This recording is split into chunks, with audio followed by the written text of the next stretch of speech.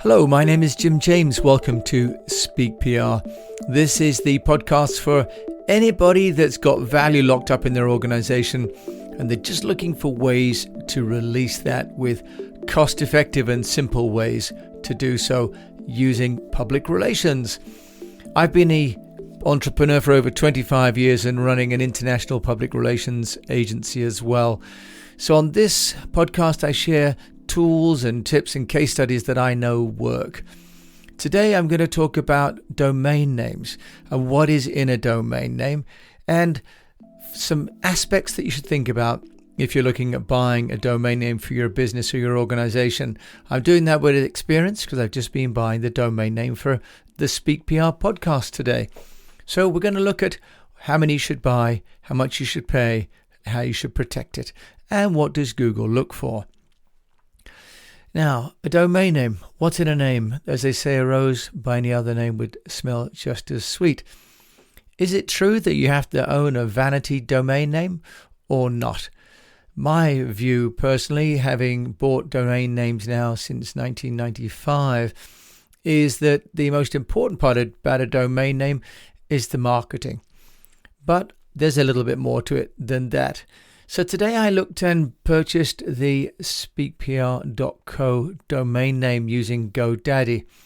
The first year was at £9.99 and then it's going to cost me £29 a year.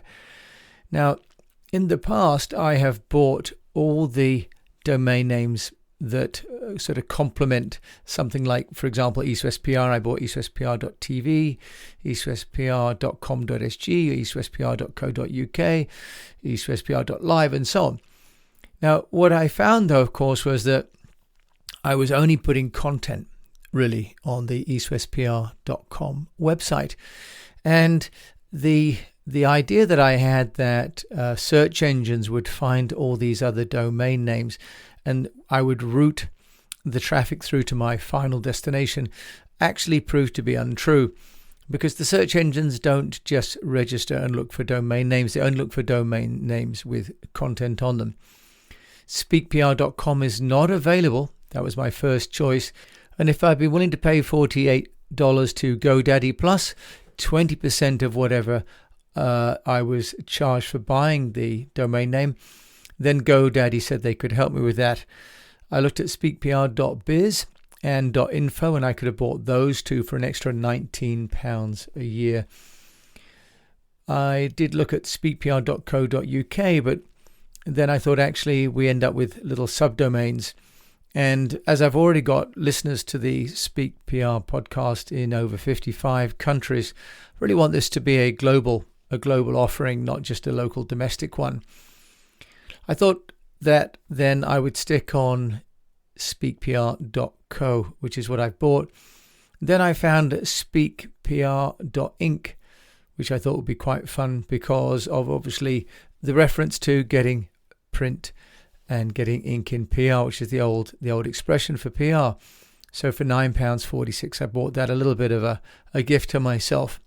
But what I didn't do this time was buy any of the add-ons that GoDaddy will offer.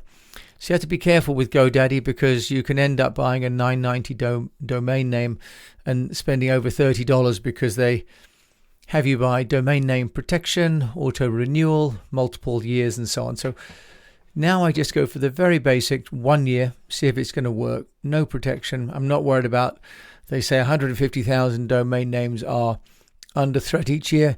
I'm assuming probably my fairly invisible domain name is not going to be one of them just yet.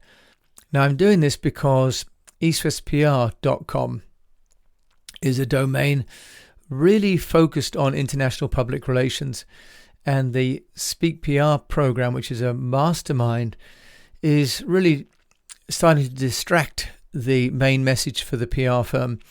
For the PR firm, we do work for international companies. We do work for them in Japan, Korea, Indonesia, Philippines. We work for multinationals and smaller companies, and we do media relations, LinkedIn management, digital marketing. And it's a network of consultants that I have around the world who are able to deliver this work. The Speak PR Mastermind is really a training program for all those entrepreneurs or organizations that really don't have the budget yet for an agency or would really just prefer to manage it in-house. It's my way of helping the 98% of companies that are less than 250 people and can't afford an agency. So I've decided to separate it out into its own domain. But there are some things that I've learned over the years about buying too many domain names. Back in the mid-90s when I started goevents.com, I bought a whole slew of domain names, including paying $10,000, still makes me shudder to think, to someone who had bought goevents.com without the hyphen. So I bought GoEvents with the hyphen and GoEvents without the hyphen. Of course, in all of my marketing material, I could only promote one of those. And the investors at the time quite rightly questioned my judgment on buying the extra domain name. It seemed at the time and was the fashion. But now I think the rule is quite different. Certainly for me, I'm just buying the one domain that I need. And it seems as though many of the big companies like Sony, IBM, Apple, they are just buying the domain that they can promote. They're not necessarily worried about all the other domains. But let's look at some of the other tools and tips that you might want to think about when you're looking at buying a domain name. So think about if you want to create, for example, a campaign specific or a product specific domain. That's great as long as you've got the marketing resources and the content to go on it. So buying a domain for just a unique site for the purposes of owning the domain name may only cost $9, $15, but it does rack up if you buy them up over multiple years. So one, I think, lesson that I've learned is not to buy a domain name if I can't support it. I started a project called Silver Fox Entrepreneurs, and I bought silverfox.entrepreneurs.life, and that's been very successful. But I also bought Maturepreneur and maturepreneur.net because they are similar in the meaning for the Silver Fox Entrepreneur, but I didn't have enough content to run across all these sites. In the end, I've tried to auction those off.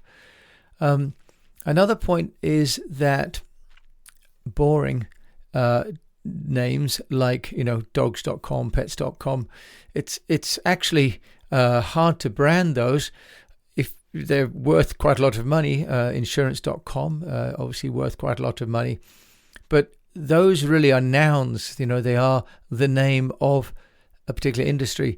It doesn't necessarily mean that you can sell product off it. It may be great as a directory website, but it may not be a great brand website. There are premium domains. When I was buying this domain for Speak PR, I could have bought Get Noticed for $2,500. And there are a number of other domains out there to do with public relations and courses and so on. And my experience is that I am better off to spend the $9.99 on the domain name and spend $2,000 on promoting it. Another element that comes up is this idea of exact match. That if you own the words that are frequently searched, like restaurant near me, for example, that would then come highest in the search engine rankings. But in September 2012, Google issued a software update that explicitly devalues domains with exact match domain names. So another one is not buying misspellings. So in the past, it was fashionable to buy every domain that was a derivation of your own if there was a typo. The challenge with that is you end up with lots and you have to do lots of redirect, but these things do add up. You can end up like in the first year, this one domain is only $10, but or £10, but then it'll be £29. So you can imagine you can spend $200, $300, $400 a year just on domain names, and that's without the protection and all the other widgets that people try and sell you. Now, apparently short is good, 6 or 7 letters. I guess that's because it means it's harder to be mistyped. I've gone for the speakpr.co because that represents company, and I'm working in the business-to-business space. And I've made the brand very straightforward. I'm telling people what to do, which is speaking about PR, and to make it less complicated, because my experience, especially with international marketing, is that the more variations you create, the more niche it becomes, for example, by idiom, the less well understood it will be by people who don't speak English as a first language. Now, I've also trademarked the Speak PR name, and my understanding is that you can also complain or take action against people that use a domain name that is contravention to your trademark. But that would be, I guess, a lot of hassle. But what you might be able to do is to prosecute someone for promoting a good or service. You probably couldn't take the domain name away from them, but you could prosecute them if they were trying to use your trademark. So there are some issues there about protection of the brand.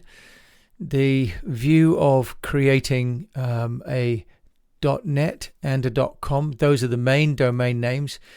But I think that going for something a little bit different like .co can be okay, can be quite interesting. And there are some nice ones now like .ai and .io for people in artificial intelligence, for example.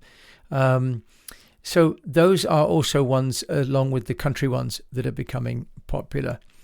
There is, I've mentioned next, the point of getting the domain name noticed. There is a website called entireweb.com, and you can enter the domain name for free, or for $29 they will submit the domain name to other people. So what's in a name? I think probably quite a lot, having had quite long domain names in the past.